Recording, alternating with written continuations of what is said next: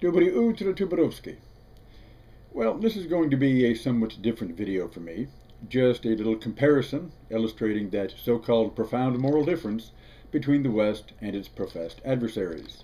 The Dixie Chicks and Pussy Riot are both avant-garde girl groups, girl as in girl, of course. Both publicly expressed dissent from their ruling regimes that said regimes and their supporters found extremely offensive. The Chicks, as you might recall from a decade ago, dared to question George W. Bush and the United States government going to war 10 years ago while in concert in London. Lead vocalist Natalie Maines said on stage, "We don't want this war, this violence, and we're ashamed that the President of the United States, George W. Bush, is from Texas." The backlash was instantaneous. Their sponsorship was pulled, their music destroyed at a mass ceremony by bulldozer, they were attacked by the media organized by pro-war groups and hate radio mouthpieces. Even the supposed female iconoclast Madonna was intimidated from offering support, for a while anyway, while surprisingly perhaps that fight inside of me, Okie from Muskogee, Merle Haggard, did come out and back them publicly by stating, "I don't even know the Dixie Chicks, but I find it an insult for all the men and women who fought and died in past wars when almost the majority of Americans jumped down their throats for voicing an opinion." It was like a verbal witch hunt and lynching. Even Maine's craven recanting apology did not lift them off the witch burner's blacklist.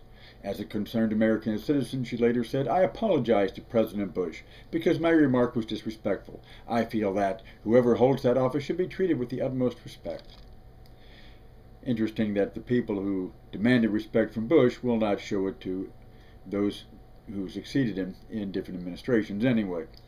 Interestingly, also, the American Red Cross refused a $1 million promotional partnership with the Dixie Chicks because, quote, "The Dixie Chicks controversy made it impossible for the American Red Cross to associate itself with the band, because such association would have violated two of the founding principles of the organization, impartiality and neutrality. But should the Dixie Chicks like to make an unconditional financial donation to the American Red Cross, we will gladly accept it."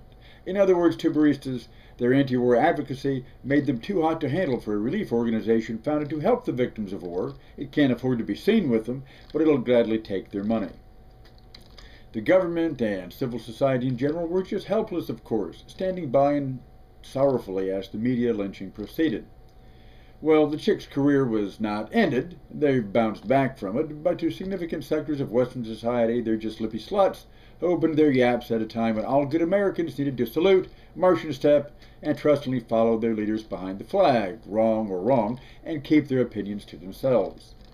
You might also recall the deeply offended Western backlash after the later wisecrack by Hugo Chavez demonizing W. Bush as Western leaders demonized himself, alluding to sulfur fumes still lingering at the United Nations podium. Now contrast this to the experience and actions of the Russian girl band Pussy Riot. In February 2012, they staged a performance at the Cathedral of Christ the Savior, making a punk prayer, calling for the Mother of God to please chase Putin away. No offense here taken by the West at demonizing elected representatives who deserve respect because of their majority support. The Pussy Riot girls, 4 of them anyway, were tried for hooliganism and inciting hatred, and 2 were given 2 years of hard time apiece, no pun intended, in the Perm and Mordovia facilities in the Russian north. No backpedaling here by Madonna and other Western advocates of human rights and free speech, because defending the oppressed in Russia doesn't cost anyone anything, does it? To their credit, the girls smiled at their sentencing and have refused to apologize. And while most Russian citizens disapprove of their actions, most also disapprove of the blacklisting and knee-jerk punishment the state inflicted upon them. There has been no mass demonstration by intoxicated state-patriotic worshippers, no ritual burning or burial of their music. But of course they are lionized by the Western media as courageous heroines of conscience, symbols of free speech raped by reactionary bigots and their state leaders. When and or if they leave Russia, they'll be offered big dollar contracts by Western agents and studios. They will no doubt come to the U.S. and other Western venues, telling their supporters all they want to hear about the Western defense of freedom and conscience and artistic expression. The Russian state, in the meanwhile, has been offering semi-apologies to the Western media for its high-handed official behavior. So what does this tell us about the state of human rights and individual freedom of artistic expression and all such good stuff in the West via its adversaries? Number 1, in the West, your freedom to criticize is best exercised abroad. Again, no puns, please. Not at home. And when you do open your mouth, make sure it's against one of their leaders, not yours.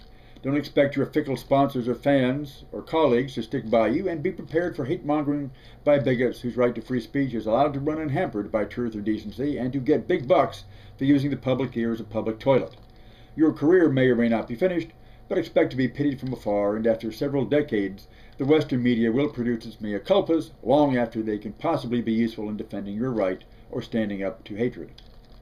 In Russia, you might get run through a show trial and sentenced to a hard time behind bars, but you'll become a martyr for freedom and justice, and your prison career will be a blessing to your larger career with the people who really matter, because you've aided the West in fostering regime change or promoting human rights in places close to Western input in managing local affairs.